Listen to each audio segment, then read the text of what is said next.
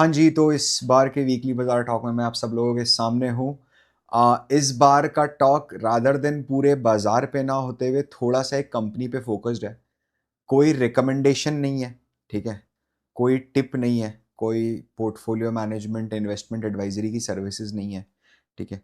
Rather मैं आपको ये बोलूँगा, जो भी मैं इस वीडियो में बोल रहा हूँ that is pure and pure education, ठीक है? आप हमें रिकमेंड कर रहे हो कि क्या करना चाहिए, नहीं करना चाहिए, नहीं।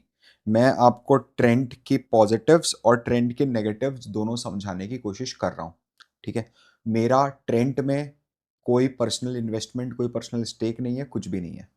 अपन बिना किसी देरी के फटाफट शुरू करते हैं। यार बोलना पड़ता है, मतलब समझ रहे हो आप, नहीं तो पता नहीं क्या क्या समझ लेगा। Now please understand.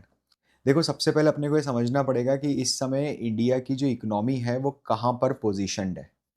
अगर मैं देखता हूँ तो चाइना की जो इकोनॉमी है वो इंडिया के मुकाबले ऑलमोस्ट 5 टाइम्स बड़ी है, जबकि पॉपुलेशन सेम है। इनफैक्ट इंडिया की ज़्यादा पॉपुलेशन है, ठीक है? And we are currently way behind Japan also, right? So we are currently fifth largest economy, fourth largest economy, right? Whatever it is. Now अगर आप देखते हो पर कैपिटा के मुकाबले में हम कहाँ पर है, तो पर कैपिटा के मुकाबले में हम $2600 पर कैपिटा इनकम पर है, कि एक बंदा एक साल में कितना रुपया खर्च कर रहा है, कितना रुपया कमा रहा है, ठीक है? जीबी पर कैपिटा जीडीपी कितनी, और हमसे बिल्कुल ऊपर कौन है? बांग्लादेश है। समझना, बोलने का मतलब ये नहीं है कि बांग्लादेश मेरे ऊपर है या जापान मेरे ऊपर है। बोलने का मतलब ये है कि इंडिया के पास ग्रोथ की बड़ी अपॉर्चुनिटी अवेलेबल है। Even if we are the fifth largest economy, but the gap between the largest and the fifth largest is huge. मतलब इंडियन इकोनॉमी यहाँ से 10 टाइम्स और ग्रो कर सकती है डेफिनेटली। तब तक यूएस भी कुछ परसेंटेज और ग्रो करेगा, राइट? Now please understand. अब है ना, इसमें एक स्टोरी है जो सबसे बड़ी उभरती हुई आ रही है इस इंडिया की मेगा बुल रन स्टोरी में, वो है कंजम्पशन स्टोरी। चूंकि जैसा मैंने अभी आपको बताया कि $2600 का मार्क इंडिया ने पर कैपिटा जीडीपी पे क्रॉस करा है, $2500 का मार्क क्रॉस करा है। इसके साथ साथ जैसे जैसे ये बढ़ रहा है ना, मेरा पर कैपिटा इनकम भी बढ़ रहा है और मेरी स्पेंडिंग भी बढ़ रही है, ठीक है? और आपको समझना पड़ेगा, जो हम इंडियंस हैं ना, हम लोग कंज्यूमर हैं, हम कंज्यूम करते हैं ज्यादा चीजें। जैसे यूएस है, यूएस भी कंज्यूमर है, कंजम्पशन इकोनॉमी है, कंज्यूम करते हैं, सर्विसेज कंज्यूम करते हैं, गुड्स कंज्यूम करते हैं। सर इसका कोई प्रूफ दे सकते हो? ये रहा प्रूफ। देखो, इंडिया की जो जीडीपी है, समझना, जीडीपी का कैलकुलेशन अगर आप देखोगे तो आपको ये समझ में आएगा कि इतना पैसा हमने टोटल कमाया, ठीक है? बट आपको समझना पड़ेगा, गवर्नमेंट प्रॉफिट के लिए काम नहीं करती। तो जितना जीडीपी का फिगर होता है, लगभग उतने ही खर्चे भी होते हैं एक देश के। तो इंडिया की अगर आप जीडीपी का ब्रेकडाउन करते हो, तो वो जीडीपी आपको कैसी दिखती है, ब्रेकडाउन कैसा दिखता है वो समझना। टोटल जीडीपी का गवर्नमेंट सिर्फ 11% स्पेंड करती है। गवर्नमेंट जो हम लोगों पे खर्चा कर रही है, that is just 11% of the entire GDP, ठीक है? ग्रॉस फिक्स्ड कैपिटल फॉर्मेशन, मतलब इंफ्रास्ट्रक्चर पे जो पैसा खर्च होता है टोटल खर्चे में, वो 29% है, ठीक है? 21% का एक्सपोर्ट होता है, 24% का इंपोर्ट होता है, और अदर्स में 4 है। लेकिन यहां प्राइवेट कंजम्पशन आप देखोगे तो 60% है। मतलब हिंदुस्तान की जीडीपी का 60% कंजम्पशन है। हमारे पास इतना बड़ा मार्केट अवेलेबल है, कंजम्पशन मार्केट, राइट? आप ये देखिए, हमारा जो इस समय प्राइवेट फाइनल कंजम्पशन है, ठीक है, प्राइवेट फाइनल कंजम्पशन एक्सपेंडिचर, ठीक है, वो मेरी जीडीपी का स्टैग्नेंटली, कि मतलब मैं कितना पैसा खर्चे में कर देता हूं। Sir what do you mean by consumption? Shampoo, साबुन, तेल, कंगा, नोटबुक, पेन, पेट्रोल, समझ रहे हो आप, इलेक्ट्रिसिटी, ये सब चीजें कंजम्पशन में आ जाती हैं। सब खर्चों की बात कर रहा हूं मैं, जो अपन खा पी के हाथ पोछ के खत्म कर देते हैं। मैं रोड बनाने में हुए खर्चे की बात नहीं कर रहा हूं जो टिका रहता है, मैं बिल्डिंग बनाने में खर्चे की बात नहीं कर रहा हूं, वो टिका रहता है, ठीक है? तो ये जो खर्चे हैं अपने, ठीक है, ये हमारी जीडीपी के 60% है। मतलब मार्केट बहुत बड़ा है। जो इंडिया का जीडीपी है उसका ऑलमोस्ट 60% टोटल ब्रॉडर लेवल पे कंजम्पशन मार्केट है, प्राइवेट कंजम्पशन। अगर आप इसमें रिटेल का बास्केट देखोगे, कि ये जो आप बोल रहे हो कि 60% ऑफ द जीडीपी कंजम्पशन है, तो इसमें से 48% लगभग आधा ये रिटेल कंज्यूम कर जाता है। मतलब अगर इंडिया की जीडीपी है $3 ट्रिलियन, मैं एक सिंप्लीफाई करने के लिए $3 ट्रिलियन बोल रहा हूं अभी, ठीक है, 3 पॉइंट समथिंग समथिंग होगी, तो प्राइवेट कंजम्पशन टोटल कितना हुआ? 61.8 ट्रिलियन डॉलर। एंड $1.8 ट्रिलियन का ऑलमोस्ट आधा, 48%, close to 88, close to 88 billion dollars, ये मेरा टोटल इंडस्ट्री साइज है इस पॉइंट ऑफ टाइम पर। सॉरी, क्लोज टू $880 बिलियन, ये मेरा टोटल इंडस्ट्री साइज है रिटेल लेवल पे हिंदुस्तान का। क्या इतना बड़ा मार्केट है? आपके सामने नंबर्स हैं। और अगर आप देखोगे ना, तो मेरे हिसाब से जो अगली बड़ी $1 ट्रिलियन अपॉर्चुनिटी बन रही है वो रिटेल में बन रही है। रिटेल में कुछ प्रोजेक्शंस आए, स्पेशली एक प्रोजेक्शन बीसीजी ने करा है।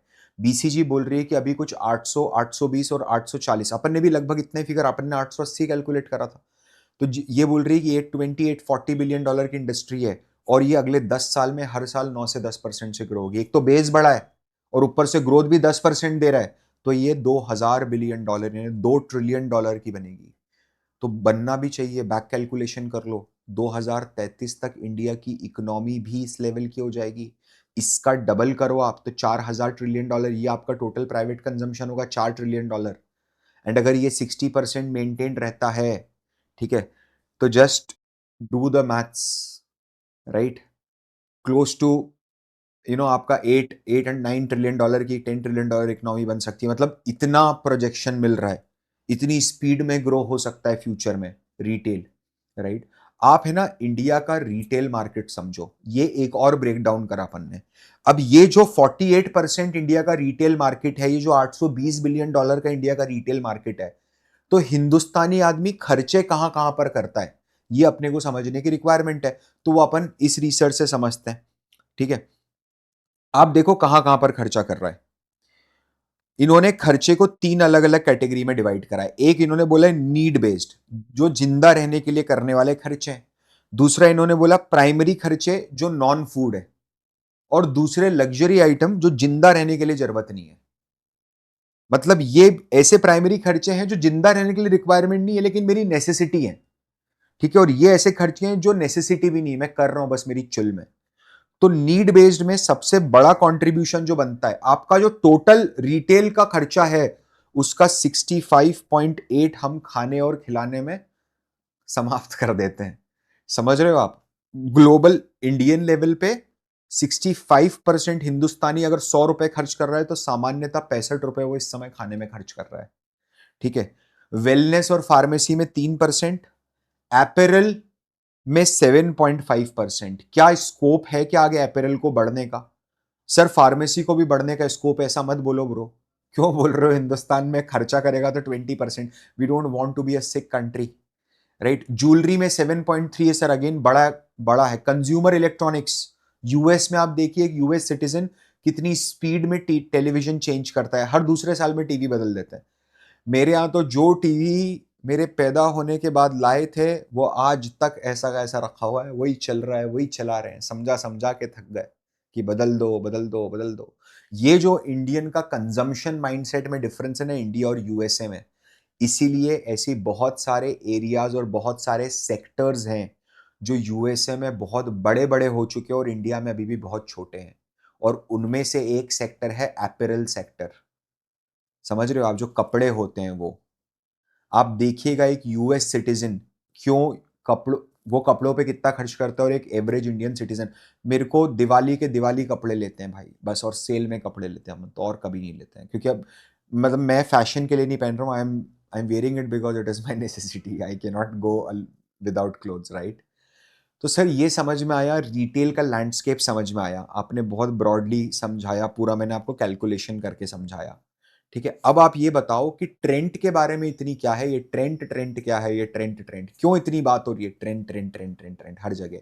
तो भैया सिंपल सा लॉजिक है, ठीक है। जब सिक्का उछलता है और जितनी देर सिक्का ऊपर रहता है तो सब ऊपर ही देखते हैं, नीचे क्या हो रहा है किसी को दिखता नहीं है। समझ रहे हो? सिंपल सी जादूगरी है, वो मैजिक है। तो जब ग्रेविटी को प्राइस डिफाई कर जाता है, ग्रेविटी के विपरीत चलता है, तब आदमी सिर्फ प्राइस देखता है और कुछ नहीं देख पाता उसके अलावा। तो आप देखो ट्रेंट ने पिछले 5 सालों में 1500% का रिटर्न बनाया है, 1500% रिटर्न बनाया है। ठीक है, now please try to understand कि इसके पीछे का लॉजिक क्या है। क्योंकि ट्रेंट जो है ना वो आज की कंपनी थोड़ी ना है। ट्रेंट तो बहुत पुराना बिजनेस है, 1990s 1996 97 में ये मर्ज हुआ बिजनेस है, डीमर्ज हुआ और डीमर्ज बन के होके कंपनी बनी। बहुत पुरानी हिस्ट्री है, इट्स अ स्टेबल बिजनेस।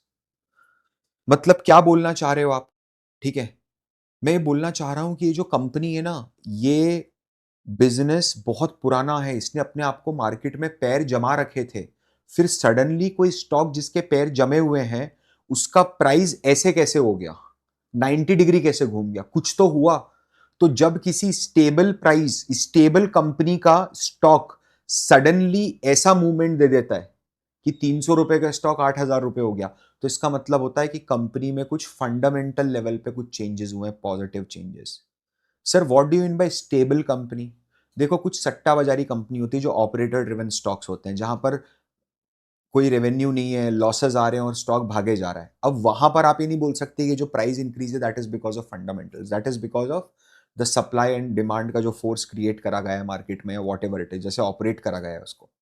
तो सर ट्रेंट क्या है एग्जैक्टली अगर आप देखोगे तो ट्रेंट इंडिया का एक सबसे बड़ा, one of the biggest retailers है। रिलायंस के बाद सेकंड नंबर पे आता है, सेकंड थर्ड नंबर पे, राइट। 228 स्टोर्स के साथ वेस्ट साइड। 1998 में जो नोएल टाटा है which is the current chairman of Tata trust, उन्होंने ट्रेंट की कमान संभाली थी। एंड 1998 में उन्होंने फर्स्ट स्टोर लॉन्च करा था वेस्ट साइड का मुंबई में, और आज टोटल 800 प्लस स्टोर्स हैं इनके ओवरऑल पूरी ट्रेंट के। तो 228 स्टोर्स वेस्ट साइड के हैं, 560 स्टोर जूडियो के हैं, कुछ और ब्रांड्स इनकी उत्साह, मिजबू, समो, उसके 36 स्टोर्स हैं, और कुछ ग्रोसरी के जो स्टोर्स हैं जिनको स्टार बाजार बोला जाता है वो 72 स्टोर्स हैं। ठीक है, इसके अलावा ट्रेंट की एक कंपनी में 35% की हिस्सेदारी है, और ये जो कंपनी है जिसमें ट्रेंट की 35% स्टेक है, ये 23 तो जारा के स्टोर्स चलाती है, और 3 ये मसीमो डुट्टी करके कोई लग्जरी ब्रांड है, उसके 3 स्टोर्स इंडिया में ऑपरेट कर रही है। तो इंडिया में जो जारा में भी आप खरीदारी कर रहे हो उसमें से जो मुनाफा हो रहा है वो 35% कंपनी के पास है। ठीक है, आप देखो जरा ट्रेंड का थोड़ा इवोल्यूशन कैसे हुआ, क्या हुआ एग्जैक्टली। तो वही 1998 में वेस्ट साइड खुला, फिर 2005 में स्टार बाजार खुला, फिर 2010 में जारा के साथ इन्होंने इंडिया में एंट्री मार दी, 2018 में जूडियो खुला, 2020 में उत्साह खुला, 2022 में मित्सबू खुला, 23 में सामो खुला। ठीक है, 24 में ट्रेंट मास फैशन खुला, जो जॉइंट वेंचर है मास करके एक फैशन है सिंगापुर में, उसके साथ जैसे मैक्स है। ठीक है, और फिर 2025 में जूडियो ने पहला स्टोर अपना दुबई में खोल के इंटरनेशनल एक्सपेंशन करा। ठीक है, ये एक आपको मैंने एक रोड मैप दिया कि ट्रेंड का कैसे आगे बढ़ा है ट्रेंड। अब ट्रेंड में अगर आप देखोगे तो आपको कुछ खास बात दिखेगी। अगर मैं 2009 से लेकर के 2019 तक की रेवेन्यू ग्रोथ देखता हूं, ठीक है, तो ये रेवेन्यू ग्रोथ आ रही है 17%। ठीक है, और अगर मैं 19 से 24 देखता हूं पिछले 5 सालों की, हर साल दर साल रेवेन्यू कितना बढ़ा है, तो ये है 36%, ऑलमोस्ट डबल हो गया है। और अगर मैं पिछले 3 सालों की देखता हूं, समझ रहे हो, 21 से 24 की, तो ये आ रही है मेरी 60, अप्रोक्सीमेटली समथिंग 60%, यहां पर भी ऑलमोस्ट डबल हो गया है। तो ट्रेंड जो है ना वो अपनी सबसे फास्टेस्ट ग्रोइंग पीरियड में इस पॉइंट ऑफ टाइम पर, ध्यान से समझना क्या रीजन है उसका, why they are able to grow so fast.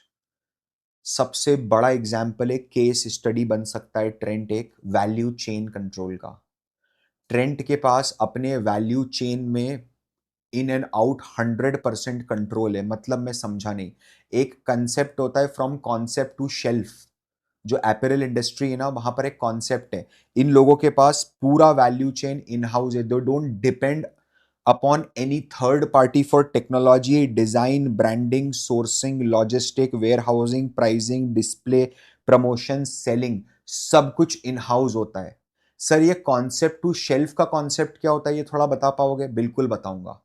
जैसे आपको पता होगा कि जो जारा है, ज़ारा है ना एक मॉडल कॉपी करता है। ज़ारा फास्ट मूविंग फैशन में, आप ज़ारा में कोई कपड़ा खरीदोगे ना और आप 3 महीने, 2 महीने बाद जाके, 1 महीने बाद जाके फिर से वो कपड़ा ढूँढना चाहोगे, तो आपको मिलेगा नहीं, बोलेगा पूरा कलेक्शन चेंज हो गया। समझ रहे हो? It is very fast moving. तुरंत वो नए-नए डिज़ाइन्स लेके आते हैं ताकि कस्टमर्स बार-बार, बार-बार वॉक इन करें। इसलिए फ्रीक्वेंसी ज़्यादा है। That is the reason why Zara's boss, the one who founded Zara was one of the richest person at one point of time, right? तो ये कंसेप्ट क्या होता है? कंसेप्ट टू शेल्फ की चीज़ क्या होती है? आप देखिए ट्रेंट क्या करता है।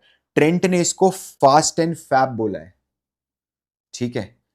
ट्रेंट बोलता है कि जिस दिन हमारे पास कोई आइडिया आता है कि हम इस डिजाइन का कपड़ा बना सकते हैं, उसके 12वें दिन के अंदर अंदर, with in the 12th day, वो कपड़ा हमारे स्टोर में डिस्प्ले पे लग जाता है सेल होने के लिए। Oh my God! आप समझ रहे हो क्या होता है? क्योंकि सब कुछ हमारे हाथ में, एक एक चीज हमारे हाथ में। 2 दिन के अंदर कपड़ा पूरे हिंदुस्तान में पहुंचा देते हैं, राइट? तो इस कारण से ट्रेंट जो है वो बाकी के रिटेलर से बहुत अलग खड़ा हो जाता है। सर, ये क्या है? ये रेवेन्यू ग्रोथ है पिछले 5 सालों की सारे रिटेलर्स की। आप बाटा देखिए, बाटा लीस्ट से, क्योंकि Bata, nobody consumes Bata, right? And second largest Go Fashion है, थर्ड डी मार्ट है, बट द टॉप पे ट्रेंट है। कुछ अलग कर रहे हैं उन्होंने। क्या करा? जारा का मॉडल रेप्लिकेट कर दिया। बोलना चाहते हो रेप्लिकेट, रेप्लिकेट बोल दो। डुप्लीकेट बोलना चाहते हो, डुप्लीकेट बोल दो। समझ रहे हो? लेकिन अपने को यह समझना है कि जूडियो कितना आगे जा सकता है। उसके लिए ना अपन क्या करते हैं, अपन ने है ना जो रिटेलर्स हैं, रिटेल आउटलेट्स हैं, डिस्पाइट व्हाट दे डूइंग, आप ये नहीं सर, आप एक पिज्जा बनाने वाली कंपनी को क्या आप कंपेयर करना चाहते हो ट्रेंड के साथ? मैं वो कंपैरिजन नहीं कर रहा हूं, मैं ये बोल रहा हूं कि क्या पोटेंशियल है टोटल। समझ रहे हो?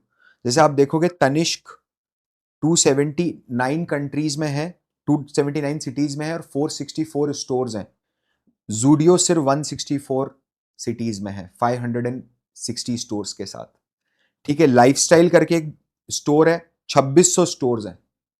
2600 स्टोर्स हैं लाइफस्टाइल के, जो आपको मॉल्स में दिखता होगा। समझ रहे हो आप? टाइटन वर्ल्ड है, 665 स्टोर्स हैं। तो क्या जूडियो के पास भी ग्रोथ की अपॉर्चुनिटी बची हुई है? बिल्कुल बची हुई है। समझना कितना ग्रोथ बचा हुआ है सर। मैनेजमेंट क्या बोलता है समझना। Prima facie it appears that the Zudio's current store count of 550 implies the incremental store addition में स्लो डाउन। तो मैनेजमेंट बोलता है आपको ऐसा देख के लग रहा होगा कि हमने तेजी से 550 स्टोर खड़े करे हैं, तो हम स्लो डाउन, हम रुक जाएंगे। समझना, लेकिन नहीं। और 2000 स्टोर्स तक पहुंचना थोड़ा हमारे लिए डिफिकल्ट होगा। लेकिन हमारा एनालिसिस ऐसा बोलता है कि हमारे पास, जूडियो के पास हेडरूम ऑफ ग्रोथ है। ये सिटी बैंक बोलता है, ये सिटी बैंक का एनालिसिस है, इकोनॉमिक टाइम्स में कोट हुआ है। ठीक है।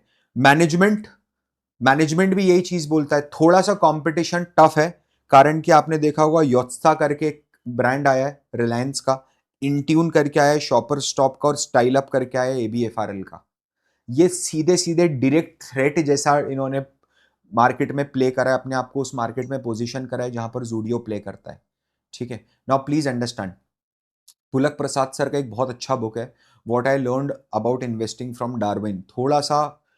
थोड़ा सा कॉम्प्लिकेटेड, एक एडवांस लेवल का रीड है, तो मैं इमीडिएटली फाइनेंस स्टूडेंट्स को तो बोलूंगा नहीं कि आप ये इमीडिएटली ले लीजिए। बट वो बोलते हैं कि अगर आपको लंबे समय तक टिकना है किसी भी कंपनी को, तो कंपनी को है ना छोटे छोटे पिवट्स करने पड़ते हैं। सर पिवट क्या होते हैं?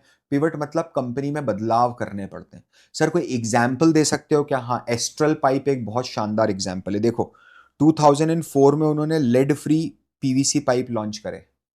फिर 2012 तक आते आते उन्होंने कॉलम पाइप्स लॉन्च करे।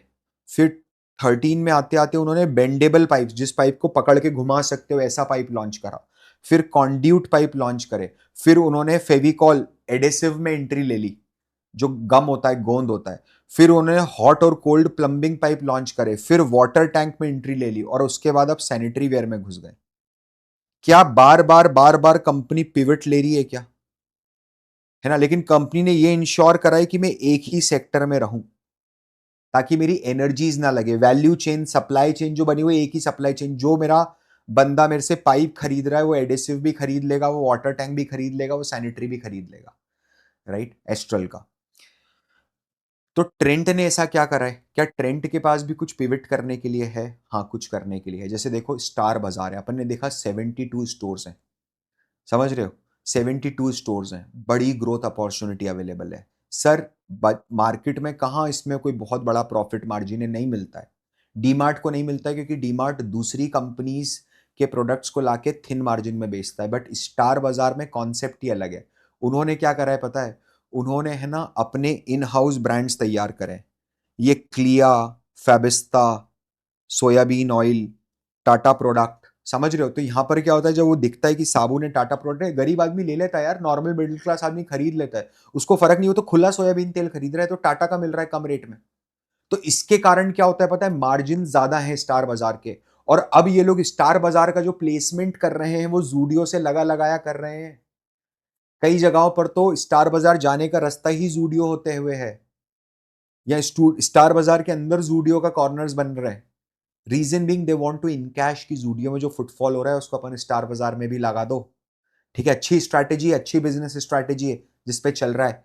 बोलने का मतलब ये है कंटिन्यूअसली पिवट हो रहा है, और एक ऐसे मार्केट में है हम, एपरल का एक ऐसा मार्केट है जो 10% ही ऑर्गेनाइज्ड है। अभी बहुत बड़ा रीजनल प्लेयर्स, छोटे छोटी दुकानदार बहुत ज्यादा है इस मार्केट में। इस मार्केट में कंसोलिडेशन बाकी है अभी होना आगे फ्यूचर में। ठीक है, अगर आप देखोगे, और अपना इंडिया की सबसे बड़ी एक एडवांटेज के 150 करोड़ लोगों की जनता है, market for all. Deepinder sir ने क्या बोला था पता है, डीपी सर ने, कि ब्लिंकिट के कारण आप ऐसा मत सोचना कि छोटे किराने के दुकानदार इंपैक्ट कर जाएंगे। हमारे लिए भी क्विक कॉमर्स इतनी तेजी से बढ़ना एक बहुत बड़ा सरप्राइज है। बट हम लोग ब्लिंकिट जो है वो किराने वालों का धंधा नहीं खा रहे हैं, समझ रहे हो आप? Please understand. रीजन बीइंग, उन्होंने क्या बोला? क्योंकि डीमार्ट के सीईओ ने अभी अभी ये बोला है कि हमारे बिजनेस से उनके बिजनेस को कोई इंपैक्ट नहीं पड़ता। एक तो ये है, दूसरा, यार इतना बड़ा मार्केट है ना, सबके लिए स्पेस है, सबके लिए स्पेस है। अगर आप देखो वापस से कि ट्रेंड को देखो, आप ट्रेंड क्या कर रहा है और नया, कि चलो स्टार बाजार तो है, और क्या क्या नया कर रहा हूं, तो जेड ब्यूटी करके इन्होंने, जूडियो ब्यूटी करके इन्होंने लॉन्च कर दिया। देख लिया ना, नायका फट गया, शुगर फट गया, कोरियन कोरियन कॉस्मेटिक्स के पीछे पागल है ना, के कॉस्मेटिक्स के पीछे पागल है लड़कियां, लड़के भी इनफैक्ट जो स्किन रूटीन करते हैं। मार्केट साइज कंटिन्यूअसली फट रहा है। ठीक है, तो ये सब देखते हुए उसने भी मास ब्यूटी प्रोडक्ट में, मैं बेचूंगा लिपस्टिक, और अपने अपन ने लैक्मे तो अपन नहीं बनाई हुई है। लैक्मे तो बाद में हिंदुस्तान यूनिलीवर ने खरीदी, आपको पता होगा, लक्ष्मी लक्ष्मी कॉस्मेटिक्स करके नाम था, टाटा की बनाई हुई कंपनी है। ठीक है, तो आप ये देखिए, उसके बाद अगला लैब ग्रोन डायमंड में घुस गया टाटा, ट्रेंट घुस गया लैब ग्रोन डायमंड में। ठीक है, पोमे करके उन्होंने एक ब्रांड लॉन्च करा है जिसके काउंटर्स वेस्ट साइड में लगेंगे। पोमे, पोमे जो बोलना है बोल दो, पोम बोल दो, पोमे बोल दो, whatever it is, it's totally up to you. ठीक है, और लैब ग्रोन डायमंड के अंदर भी क्या होता है, हाई मार्जिन बिजनेस है, कॉस्मेटिक भी हाई मार्जिन बिजनेस है। अरे जो लिपस्टिक तेरे को 250 रुपए की बेच रहा है, वो जो नेल पॉलिश वो आपको 500 रुपए की बेच रहा है, जस्ट सोचो उसका मैन्युफैक्चरिंग कॉस्ट क्या है जब आप लाखों यूनिट्स बना रहे हो एक साथ। हार्डली 15, 20, 30 रुपीज, और क्या, including all the packagings, and they are selling you it 10x of the cost, 20x of the cost. The margin is high because marketing में पैसा लगता है। Similarly margin is high in lab grown diamond because perceived value है, समझना, perceived value है ना। अच्छा, diamond की इंडस्ट्री में देखोगे तो 3C चलते हैं, एक होता है कट, एक होता है क्लैरिटी, और एक होता है कैरेट। तो लैब ग्रोन डायमंड पूरा का पूरा खरा उतरता है एक ओरिजिनल डायमंड के मुकाबले। It's just that with a lesser price, right. आप पोम्स का आउटलुक देखोगे तो अभी इन्होंने 30% डिस्काउंट्स के साथ डायमंड्स देना ऑफर करें। ठीक है, और वो अगर आप डिस्काउंट देखोगे तो ओरिजिनल डायमंड के मुकाबले 80 to 85% डिस्काउंट मिलता है। अभी अभी इन्होंने सिर्फ मेट्रो सिटीज के अंदर इसको लॉन्च किया हुआ है। ठीक है, now please understand, lab grown का मार्केट भी 15 से 20% एनुअली ग्रोथ कर रहा है, हाई ग्रोथ मार्केट को पकड़ा है। Again not a low growth market. कुछ मेजर चैलेंजेस हैं, क्या मेजर चैलेंजेस है? एक, सप्लाई इशू आ सकता है, और दूसरा कोई रेगुलेशन आ गया, गवर्नमेंट ने कोई बड़ा टैक्स वैक्स ठोक दिया तो प्रॉब्लम हो जाएगी। ठीक है, ये दो बड़े चैलेंजेस हैं। तो सर ट्रेंट ने अगर करा है तो टाइटन ने तो जरूर करा होगा, तनिष्क ने, अभी तक तनिष्क ने तो करा होगा। देखो तनिष्क के सीईओ क्या बोलते हैं। तनिष्क के सीईओ से जब क्वेश्चन पूछा कि क्या लैब ग्रोन डायमंड के ऊपर क्या चल रहा है। तो तनिष्क का सीईओ बोलते हैं वी आर ट्रैकिंग। हमारे यहाँ पर इंक्वायरीज तो बहुत तेजी से आ रही हैं तनिष्क, कैरेट लेक, मिया, जोया में, ठीक है, इंक्वायरीज तो आ रही हैं, बट उससे ज्यादा इंक्वायरीज लोग इस चीज की पूछते हैं कि जो डायमंड है क्या ये प्योर नेचुरल है, क्या आप ये सर्टिफाई कर सकते हो कि डायमंड नेचुरल है। मतलब people are more curious to know whether their diamond is natural और not, rather than the people who are directly coming and asking me कि क्या आपने, आपके पास लैब ग्रोन डायमंड है। समझ रहे हो आप। तो अभी हमारे पास इतना इंक्वायरीज नहीं आई है, हम अभी वेट एंड वॉच पोजीशन में, ठीक है। और आप देखो मार्केट क्या लग रहा है, अगर आप देखोगे ट्रेंट का मार्केट कैप इस समय 3 लाख करोड़ का है और टाइटन का मार्केट कैप भी 3 लाख करोड़ का है। जो रिटर्न्स जो रिटर्न्स टाइटन ने इतने सालों में 1992 से अभी तक बना के दिए, वो ट्रेंट ने उसके 70-80% रिटर्न पिछले 5 साल में बना के खड़े करे, ठीक है। और अगर आप देखो कि रिटेलिंग में ट्रेंट के पास कितना स्कोप बचा हुआ है अभी ग्रो करने के, तो आप रिलायंस रिटेल का रेवेन्यू देखिए इस क्वार्टर का, ठीक है, 4,48,000, एंड हमारा रेवेन्यू देखिए ट्रेंड का 40,000। ऑलमोस्ट 5 टाइम्स 10 टाइम्स तो बिजनेस ग्रो कर सकता है। लेकिन समझना प्लीज ध्यान से, मैं कंक्लूड कर रहा हूं इसको, लेकिन अगर क्या ट्रेंट का बिजनेस 5 टाइम्स 10 टाइम्स ग्रो कर सकता है, तो क्या सर आप ये बोलना चाह रहे हो कि ट्रेंट में पैसा डाल दें ट्रेंट भी ग्रो कर सकता है? मैं ऐसा बिल्कुल भी नहीं बोलना चाह रहा। आप समझिए, ट्रेंड ऑलरेडी बहुत ज्यादा ग्रो कर चुका है, और अब आइडली फंडामेंटली जो बिजनेस साइकिल बोलती है, जो ये सब चीजों से सोच के आप एनालाइज कर सकते हो, वो ये है कि अब ट्रेंड को एक कंसोलिडेशन फेज में जाना पड़ेगा, बड़े कंसोलिडेशन फेज में। उसका रीजन क्या है पता है? अभी ट्रेंड की मार्केट कैप है क्लोज टू 3 लाख करोड़। अगर ट्रेंड यहां से आप ये बोल रहे हो कि 10 साल में ट्रेंड का प्राइस 5 गुना 6 गुना हो जाएगा यहां से, तो आप ये बोल रहे हो कि ट्रेंड रिलायंस इंडस्ट्रीज से बड़ी कंपनी बन जाएगी। रिलायंस की मार्केट कैप 18 लाख करोड़ है। तो ट्रेंड जो है that is just 1/6 of the Reliance right now. जबकि आप प्रॉफिटेबिलिटी में देखो, आप सेल्स में देखो, सब कुछ अलग है, राइट। ट्रेंड का पी रेशियो इज 280, तो trend is highly over valued. अगर ये यहां से क्रैश नहीं करता है स्टॉक, अगर ये प्रॉफिट्स दिए जा रहे हैं लगातार, तो भी अब वो प्रॉफिट्स जो हैं, अब वो प्रॉफिट्स आपको चार्ट्स में कन्वर्ट होते हुए दिखना थोड़ा सा डिफिकल्ट है, ठीक है। आई होप आप इसको रिकमेंडेशन जैसा नहीं लोगे, आप ट्रेंड का ये वाला साइड भी देखिए, आप थोड़ी चार्ट स्टडी कीजिए, आपको समझ में आएगा कि हाँ यार ये तो एक्चुअली सही बात है, इंडिया की सबसे बड़ी कंपनी बना दूंगा क्या मैं ट्रेंड को। It is practically not possible, ठीक है।